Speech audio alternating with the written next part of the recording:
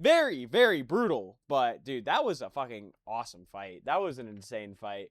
I hope you guys enjoyed that video. We are going to move on to the next one, baby. Dow the future right now. Is that your name? Thank you for joining. Thank you for joining, gang. Chat. How we doing, baby? How we doing? How we doing, everybody? How we doing?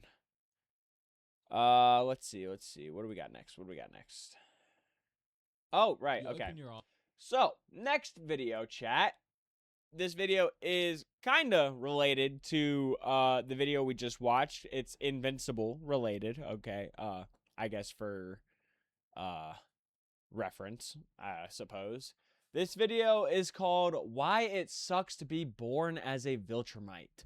So, especially for the people that have been watching Invincible this season, we got a lot of background knowledge on how the Viltrumites like really lived when they were on planet Viltrum. The kids, literally from birth, these Viltrumites are raised to do nothing but fight and be the strongest, and to pretty much hunt out the weak, pride out the weak in a sense.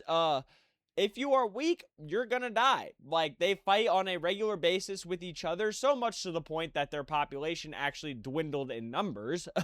So yeah, I thought it was very interesting. This guy, his name is Wallace on YouTube. He made a video called Why It Sucks to Be Born as a Viltrumite. So I'd like to see what else he adds to what we already know. You open your eyes for the very first time, and here we are. You've just been born a full-blooded Viltrumite on the planet Viltrum. Congratulations. Several figures dressed in battle armor. Check your vital signs as they decide your fate. Yep. He's strong, says the doctor. Or maybe he's just a regular guy with a stethoscope. Who knows? What? You're a baby. It's hard for you to tell. Your parents, who are also still in their uniforms, breathe a sigh of relief. You see, the Viltrumites have a strong policy about childbirth, which means that only the strong children are allowed to survive. Yeah, the rest bro. Well, don't worry about the rest. Dude, literally, imagine being a Viltrumite baby and you, instead of being the one that lifts the 35-pound dumbbells, you lift the 10-pound dumbbells. And because of that, you're just dead. You just die. You just get killed. Like, that is insane, bro. This means that you get to go home to your parents. But Viltrumite babies don't really get to watch Cocomelon with their stuffed animals. Instead, they place you in a gravity chamber 4 times the strength of Earth, where every muscle in your tiny body is forced to adapt to intense pressure. You're literally just getting crushed. Wars as you try to lift your head, but no one comes to comfort you. On Viltrum, weakness will never be rewarded, even as a baby. Now that you've made it to 2 years old, you're already showing signs of the power within you. The average fully grown Viltrumite can lift at least 400 tons. But oh my god, you're not quite there yet. Your quote-unquote toys are really just heavy-weighted blocks, and you're doing pretty well with them. You've also started showing signs of levitation already, which means your fight training begins immediately. Your parents watch your... Yeah, bro, like, Mark would have low-key been cooked in the show, because he didn't start, like, learning how to really use his powers and shit until he became, like, a freaking teenager. These kids are learning how to fly at, like, the age of 4. Like, that's crazy. Imagine, like it has to just be like nature for you. Literally all of it. Fighting, being good at fighting, being good using your powers, being actually strong. Like, all of that has to be just birthed within you at the age of, like, 2, or else you're cooked. Progress like hawks, and carefully measure each metric to make sure you don't fall behind. They don't help you up if you stumble. Instead, they watch from a distance with their arms crossed as you struggle to get back onto your feet.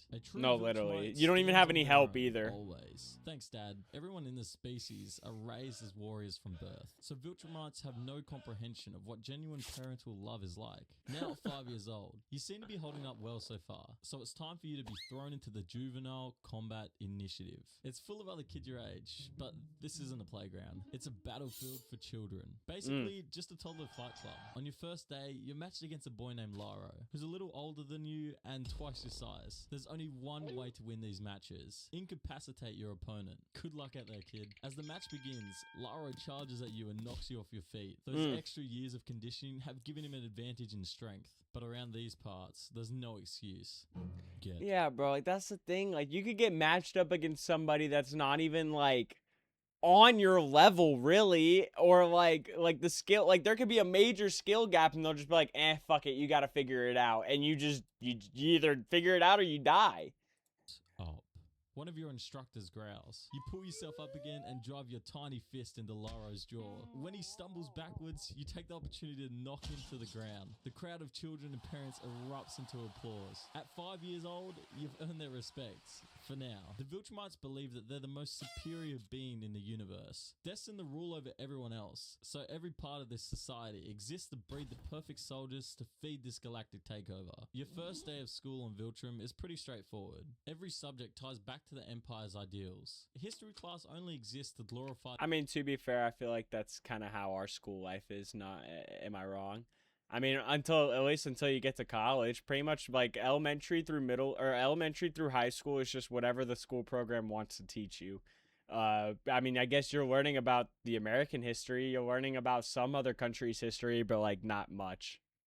Past conquests. Science focuses on weapon development, and even mathematics is taught through the perspective of warfare logistics. Yeah, like they're actually being prepped to just be fucking warriors of evil, warriors of pure hate and malice. Like they're not learning science projects, they're learning how to destroy you.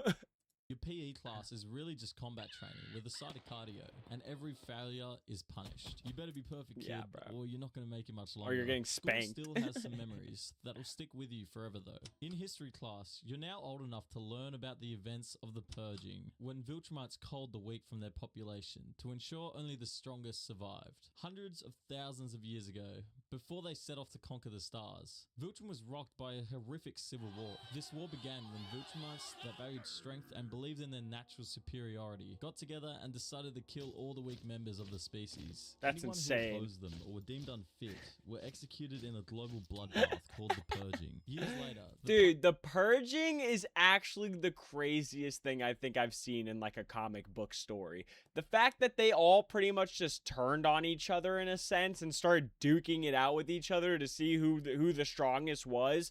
Like, planet lay in ruins, and that half is the population that is some diabolical shit right there. had died, but at least the weak had been eliminated. From that point on, Yeah, Viltrum bro. adopted the brutal doctrine of eugenics, meaning only the strong were allowed to survive on Viltrum. Viltrum was rebuilt by its superhuman population. A planet targeted for assimilation would be Now offered a chance to imagine, chat, imagine being one of the offspring of one of those strong,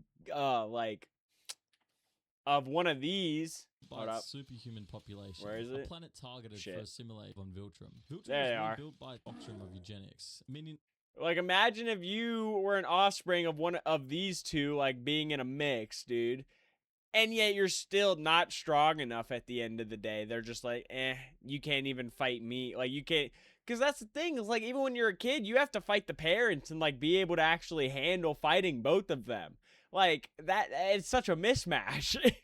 only the strong were allowed to survive on Viltrum. Viltrum was rebuilt by its superhuman population. A planet targeted for assimilation would be offered a chance to willingly join the Empire in patronage. Those that refused were destroyed by an army of flying supermen. It's a tough lesson to swallow as a kid, but it's important to your survival that you understand. You may no longer be a baby, but it's never too late to abort you. Now at 10 years old, your training escalates. You're sent on your first observation 10 mission years old. to a freshly conquered planet. As you fly down, the air is thick with the scent of burning rubble, and the skies are black with smoke. Oh, wow. Villages burn and That's cities crazy. lie in ruins. You follow your squad leader. The fact that they send you on some murky ass, they literally send you to a planet to go conquer it when you're 10. When you're 10. Okay, like what planet have you ever heard of? What, like, human or alien standard have you ever heard of in a TV show or movie like that? You have to be strong enough to go conquer a planet at the age of 10.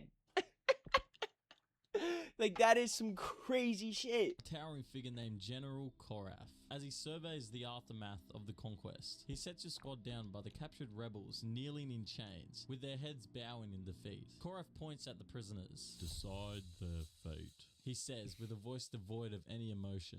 Whoa, whoa, whoa, whoa, whoa, what? Why does this have to be on you? Your heart pounds as you look literally. at their terrified faces. Like, but you know all too well that hesitation is dangerous and a form of weakness. With trembling hands, you point to the execution squad. Koraf nods, and the prisoners are no more. That night, for the first time and the last time that's in your crazy. life, you lie awake, haunted by the memory. That's Don't get used to crazy. it, though, because we don't do guilt here. At 15, you're given your first solo mission, leading a squad to raid a rebel outpost. It's a relatively 15? small operation, but it's a test of your leadership capabilities, and you better be able to pull this off because you remember what happens. Like, you have to know what leadership capabilities are at the age of 15. Bro, Bro, there's still grown-ass adults. There's still people nowadays that are literally over the age of, like, 25, over the age of 30, 40 that don't know how to be good leaders.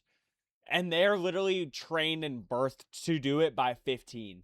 Like, that's some pretty high standards. Across the galaxy. You don't need rockets or teleporters. Viltrumites can fly through space and hold their breath for several weeks. They also move at incredible speeds, so hopping in a spacecraft would just be inefficient. Your team descends on the outpost, but things go wrong almost immediately. The rebels are better armed than expected, and the simple skirmish devolves into chaos. You manage to turn things around and complete the mission by destroying their outpost, but not without a cost. Several of your squad mates are killed, with their bodies left behind as you retreat. When you return to Viltrum, the loss of life is glossed over. A victory is a victory, your instructor says, patting you on the back. What a wholesome pretty life much. lesson. That's At all they 16, care about is winning. The accumulation of everything you've ever trained for arrives. The Viltrumite Trials.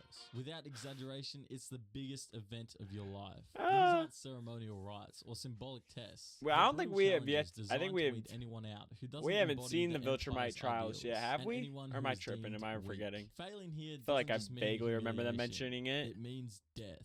This is your last chance to prove you deserve to survive. Your trials begin on a distant moon, with gravity 3 times the strength of Viltrum's. You and 30 other candidates are dropped there with nothing but the clothes on your backs. The goal is simple: survive for a week while completing a series of grueling challenges. But just surviving isn't enough. You have to dominate. The first task is a race across the moon's rocky surface. The terrain is jagged and unstable, and every step sends sharp, painful vibrations through your legs. You feel the gravity's pull with every What the movement. heck? And after just a few minutes, your muscles scream for relief. But there is no relief. Falling Oh, wow. behind isn't an option. Those who do are left for dead, their bodies claimed by the unforgiving landscape. What? As you cross a ridge, you see the next challenge. A combat arena That's so carved into messed the up, ground. dude. The instructors and Imagine you go on a planet and literally the gravity is so strong that your body is just quaking to the ground. And you are literally in pain trying to, like excruciating pain trying to walk.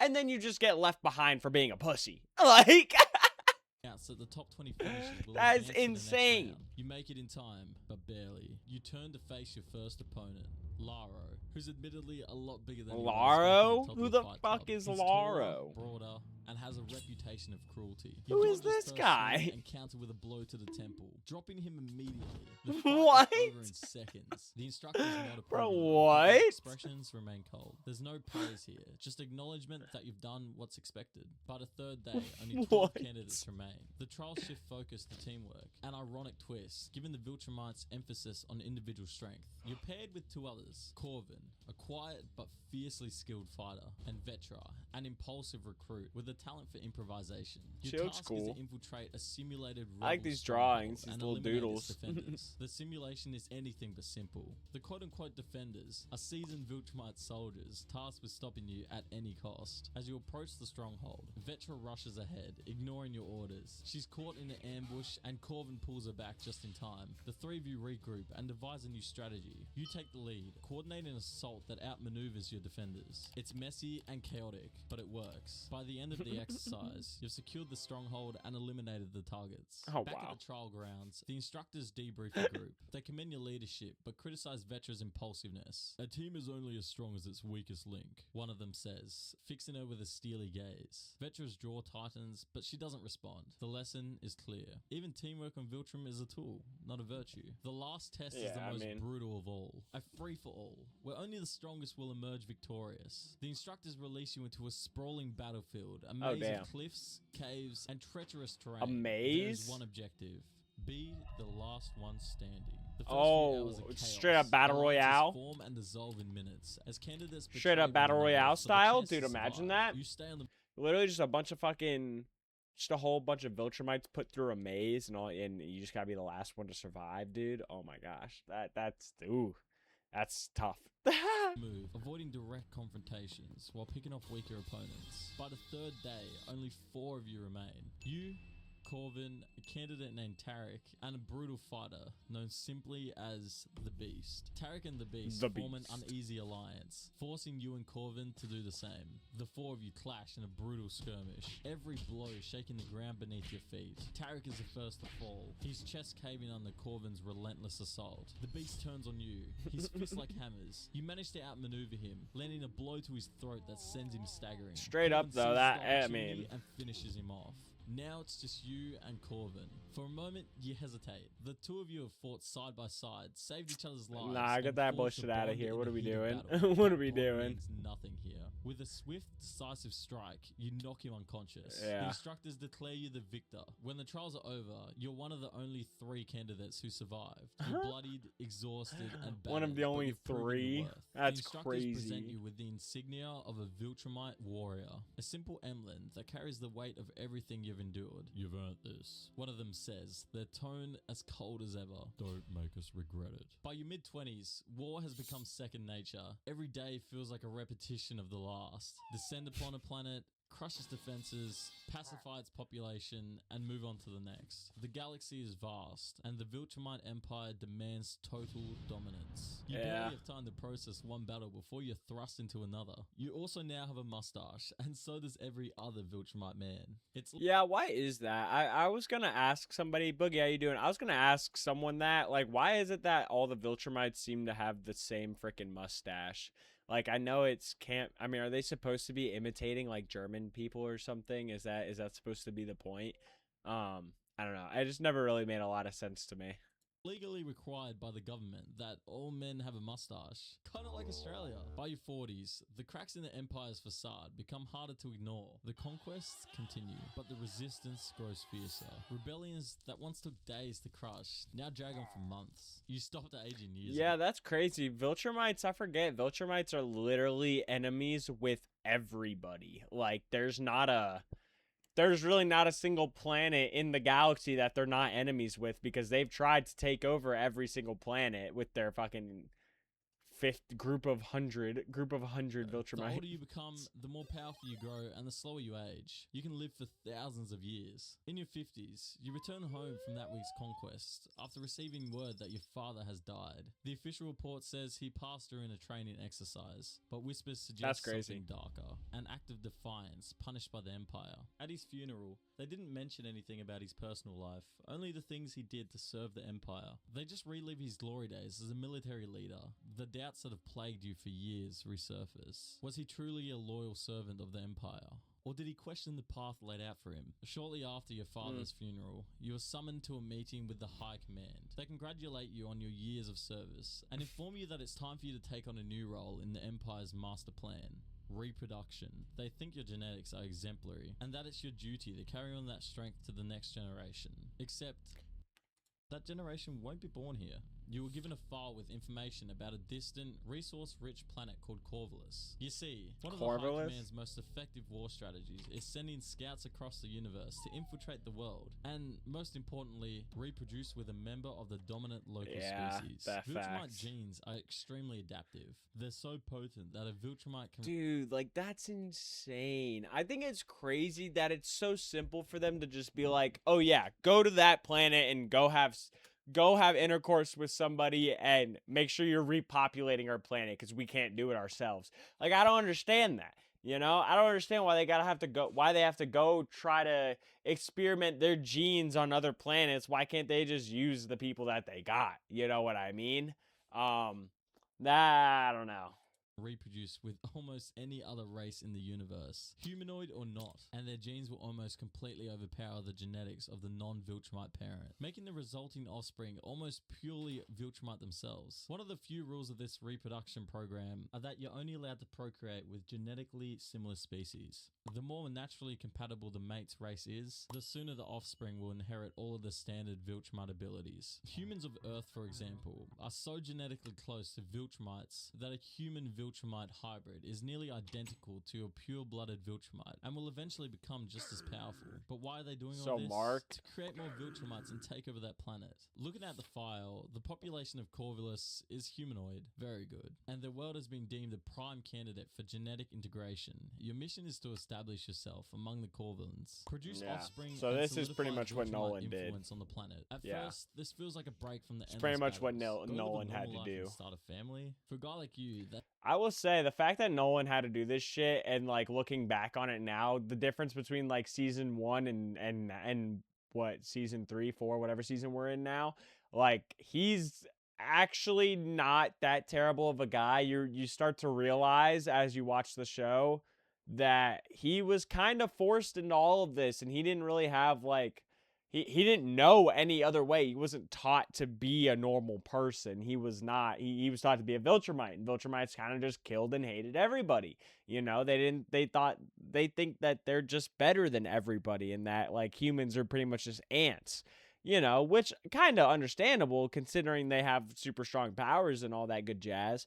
But like, it is cool now seeing him, you know, mature and change, be better. But this isn't about building a family. It's about the Empire's agenda. The children you father won't belong to you. They'll belong to Viltrum. When you arrive on Corvus, you see it's quite beautiful. Not that you'd ever admit that. The Corvulans are peaceful people, and their culture is centered on art, community, and harmony with nature, which is pretty different to everything you've ever known. Your initial interactions are all very calculated and designed to gain their trust. You present yourself as a traveler, seeking refuge. It's a pretty good play. When it comes to Viltrumite infiltration, it's one of the oldest tricks in the book. Over time, you integrate into their society, forming bonds and learning their ways. Despite your mission to destroy them from the inside out, you can't help but admire the Corvulans. Their values are so different from the Viltrumite agenda. Years from now, your people will come in to either conquer or destroy this planet. But for the first time in your life, insane, you begin to dude. experience peace. Eventually, you fulfill your duty and form a partnership with a Corvulan woman named Alera. Viltrumites are taught from an early age to view their mates as nothing more than tools for breeding or combat purposes. Yeah, Yet, that's you're beginning crazy. to see Alera That's a as crazy much way to more than put a it. pet. Together, you have 2 children, both of whom inherit your superhuman strength and resilience. Raising them Mark is and unlike Oliver. anything you've ever experienced. For the first time, you understand what it means to nurture and to Literally Mark and Oliver right now. protect. Yet the Empire's shadow hangs over you. You know that one day the High Command will call for your return, and your children will be expected to join the Viltrumite ranks. That day finally comes, and the High Command praises your progress and orders you to return to Viltrum with your children. But can you do it? That Y2K night, as your Bippin', how family we doing, sleeps, baby? You make a decision. You contact the High Command and inform them that you've encountered some unforeseen complications. It's a big, fat lie, but at least it buys you time. Over the next few weeks, you prepare. You teach your children how to harness their abilities, instilling them in the values you've learned from both Viltrum and Corvus. You know that when the Empire finds out what you've done,